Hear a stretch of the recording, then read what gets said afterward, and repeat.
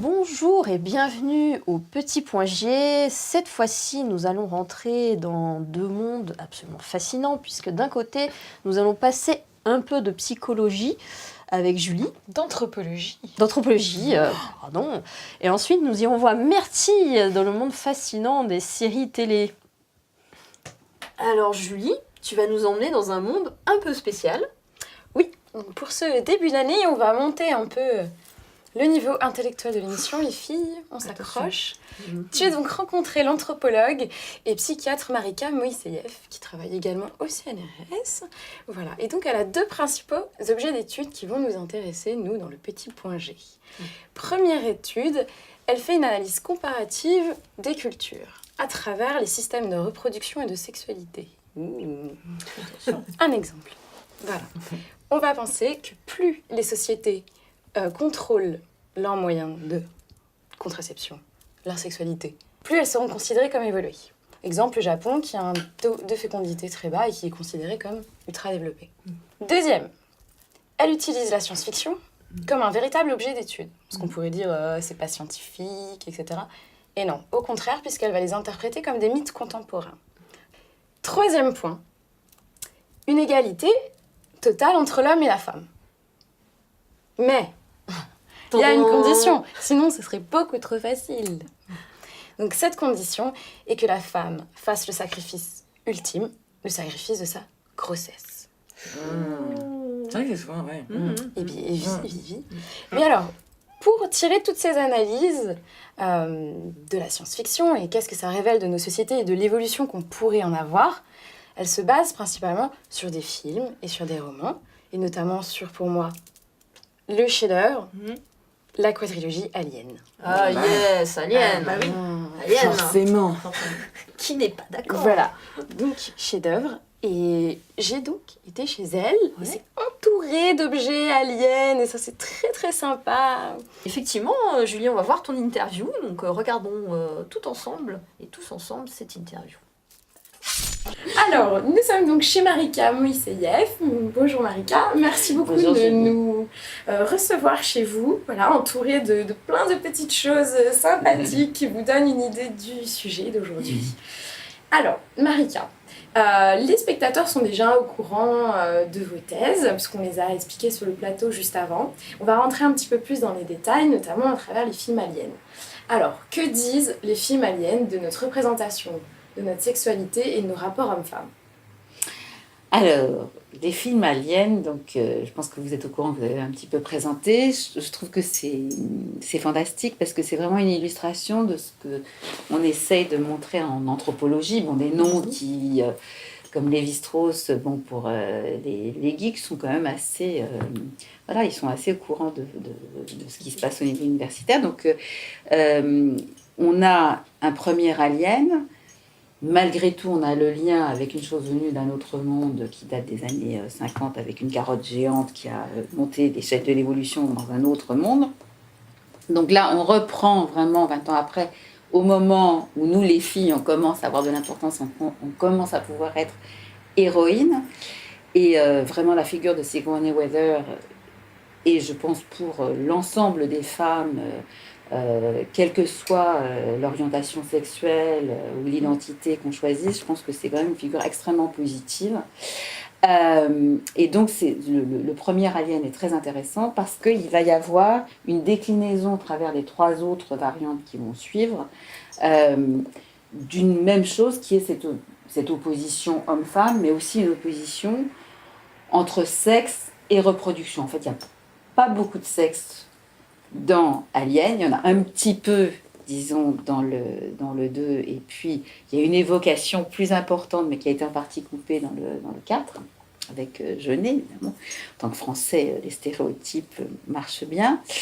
Et donc, ça reprend ce qui est à l'œuvre dans la mythologie occidentale contemporaine, cette opposition entre sexe et reproduction, avec cette idée que la reproduction est quelque chose de très vilain si ce n'est pas contrôlé, Ça mène à une multiplication, enfin, vous savez bien ce qu'on dit des autres de ce monde, vous savez, les migrants, là, les horribles migrants qui arrivent par milliers, millions, par vagues, qui vont envahir notre monde et du coup vont provoquer ce qui s'est passé dans leur propre monde, une esclavagisation, une dépendance justement de la sexualité à la reproduction au lieu d'avoir une jouissance sexuelle.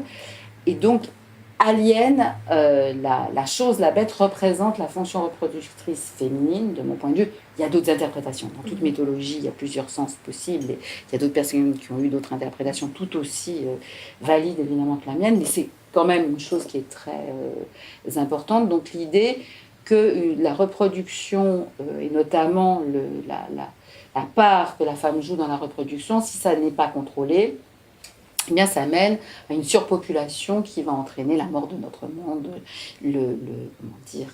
effectivement, l'anéantissement des ressources de notre pauvre planète si limitée. Je suis à la fois ethnologue et également médecin psychiatre, et donc dans la formation médicale, effectivement, la reproduction peut être présentée comme une façon pour une femme d'abriter un alien, au sens propre, au sens immunologique du terme, puisque l'enfant est un objet étranger dans le corps de sa mère au point de vue immunologique. Justement, pour ne pas abriter un intrus inconnu et potentiellement létal que serait un enfant dans une grossesse indésirée, les femmes, nous sommes sommées de prendre des médicaments depuis la puberté jusqu'à la ménopause et même au-delà, parce qu'effectivement, voilà. Donc la reproduction est vue comme une maladie. Il y a vraiment des moments dans les épisodes d'Alien, en particulier donc dans le deuxième, quand Sigourney Weavers a protégé la petite fille par rapport à Alien, à la marâtre alien de la reine-mère, donc pour ne pas être inséminée par des germes de vie. Donc on a Sigourney Weaver, lieutenant Ripley, la petite fille prépubère, voilà.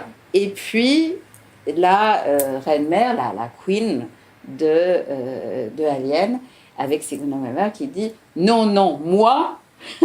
à un moment donné, et elles se bagarrent toutes les deux. Ce qui est intéressant, c'est qu'on voit au fur et à mesure donc, des 4 épisodes, Alien, la reine Alien, la femelle par excellence, va acquérir des dispositions proprement humaines qui sont en particulier le fait de pouvoir être un vivipare, c'est-à-dire de pouvoir enfanter à l'intérieur de son corps, alors qu'elle a une oothèque, qui est très donc cet instrument intermédiaire qui permet de pondre des œufs, puis on peut le détacher quand on court pour se battre.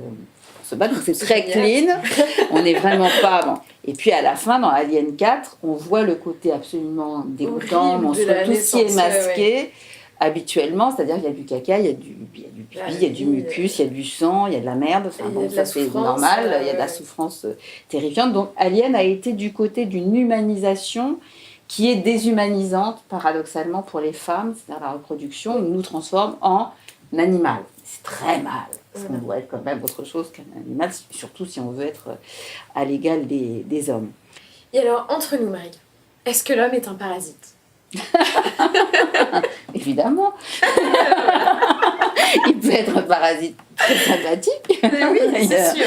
Mais en tout cas, c'est joli que les hommes eux-mêmes, et là on a bien un exemple du fait que la science-fiction peut permettre à des hommes de remettre en cause leur hégémonie, leur suprématie, sans leur donner les clés de la façon de faire, ni même à nous. Voilà. Et bien Marika, merci beaucoup. Merci Julie pour cette interview, très intéressant. Est-ce qu'on peut retrouver ces travaux quelque part dans les livres, sur Internet ? Oui, complètement. Donc elle est éditée aux Presses universitaires de France, chez l'Harmattan. On peut conclure, ce qui est intéressant, c'est de se dire que la prochaine fois que vous irez voir Alien ou Battlestar Galactica ou quoi que ce soit, vous direz... Mais c'est un film porno en fait. Oui, voilà. Bon, ça fait réfléchir. C'est ça. Oui, voilà. Bon, en tout cas, merci beaucoup Julie pour cette découverte. C'est très intéressant et un peu philosophique. On peut réfléchir aussi dans le milieu geek. Exactement. Et donc c'est C'est On fort est intéressant. aussi des cerveaux.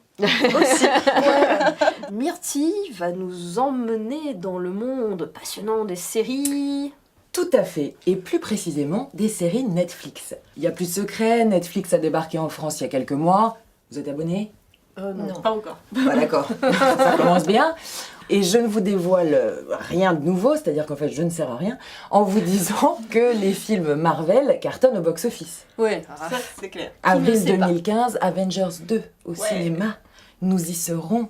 Marvel n'a plus envie de n'avoir qu'un monopole cinématographique. Il s'attaque maintenant à la télévision. Oui, oui. Et notamment aux séries télé. Netflix et Marvel ont donc signé un accord pour 4 séries télé. La première étant Daredevil. Je ne sais pas si ça vous branche. Oui, Déjà, oui. Très bien, Daredevil. Le super-héros Ah, non-voyant. Ils font toujours mieux que le film. Pas faux, pas faux. Petite pensée à Ben Affleck. Et la deuxième sera consacrée enfin à une super-héroïne. Ouais, Ah, ça ouais. c'est Et bien. là- Wonder Woman. Et là, on est Ah non. contente. Et non, ça n'est C'est- pas Wonder Woman. Ça n'est pas Wonder Woman. Mais qui est-ce? Suspense. Et là, c'est là que c'est assez intéressant parce que Marvel a choisi une héroïne, une super-héroïne que personne ne connaît, C'est original. à savoir Jessica Jones. Qui est Ah. Oh, si, il y en a qui connaissent parmi vous, là. On sent Oh, derrière. pas, Faites je ne sais taper pas. dessus. Je voyais des Ouais, hésitations, non, moi, mais je trouve, hein, personne, quand même. le grand public ne connaît pas des masses. Donc en fait, elle fera une première apparition dans la série Daredevil, dont je vous parlais avant, puisqu'au petit point G, toutes les infos sont extrêmement intéressantes et importantes. Et ensuite, elle aura sa propre série, ce qui est complètement inédit, sa propre série en 13 épisodes. Yes. Oui, quand même. Ouais, ouais. Quand même.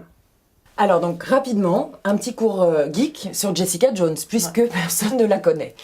Donc la première apparition en BD de ce personnage, c'est il n'y a pas si longtemps que ça, pour un comics, c'était en 2001, dans un épisode d'Alias.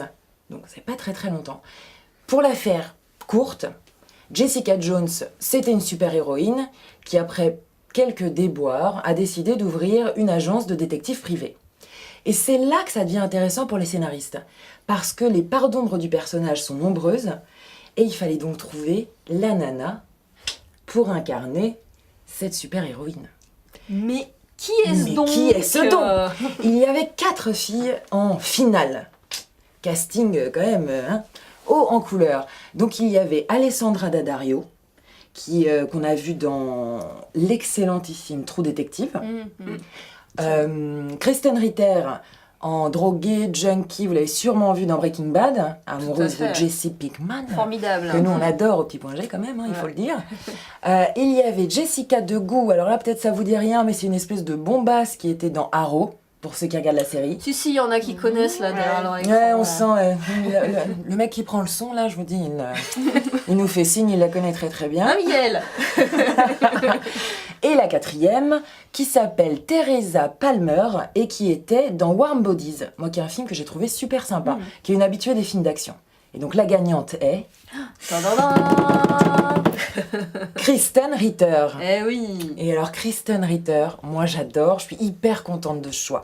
Parce que déjà, bon c'est une bombe, au passage, c'est un ancien mannequin. Elle a 33 ans, c'est une brune incendiaire. Et elle répond complètement aux critères en fait. Elle est à la fois mystérieuse, un peu comme nous quoi, au petit point G. Elle est sexy, bon comme nous pareil. Un peu manipulatrice mais pas du tout. Alors là, pas du tout. Mais en tout cas non, elle est parfaite pour le rôle. Et on l'a vu donc cette Kristen Ritter dans Breaking Bad. Et on l'a vu également dans la série de AMC, Don't Trust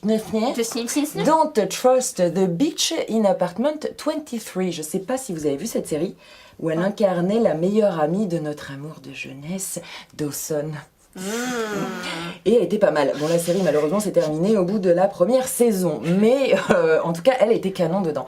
Et on l'a aussi vue dans des films assez girly, qu'on aime bien au petit point G un dimanche soir au coin du feu, comme 27 robes et Confession d'une accro au shopping. Et là je te regarde, je ne sais pas pourquoi, je sens que ça te parle. Pas vraiment. Moi, je préfère Rocky Rambo, donc. Ah ben voilà, elle casse le truc, là on installe un truc de meuf. Et non, Moyenne. je suis hyper d'accord avec elle en vrai, mais c'est comme ça. Donc en tout cas, avec ce choix, Marvel nous confirme leur sens du casting, parce qu'on l'attendait pas celle-là et en fait elle va être géniale. Et nous, au petit point G, on va regarder cette série, parce qu'un peu de girl power, ça fait pas de mal. Et donc on suivra la série et on est convaincu que Kristen Ritter saura convaincre nous, les nanas, mais également la jante masculine. Et ça, je n'ai aucun doute là-dessus. Eh bien, merci pour toutes ces news Avec très plaisir. intéressantes. Et donc, nous voilà déjà à la fin, les filles. Oh non, déjà. Mais non, pas non, mais non. Parce que qu'est-ce qui va se passer? On va revenir, figurez-vous. Quand même. Et donc, vous allez nous suivre, vous allez revenir avec nous dans un autre monde, encore des univers geeks, encore plein de sujets intéressants. Et donc, on va leur dire au revoir et à bientôt.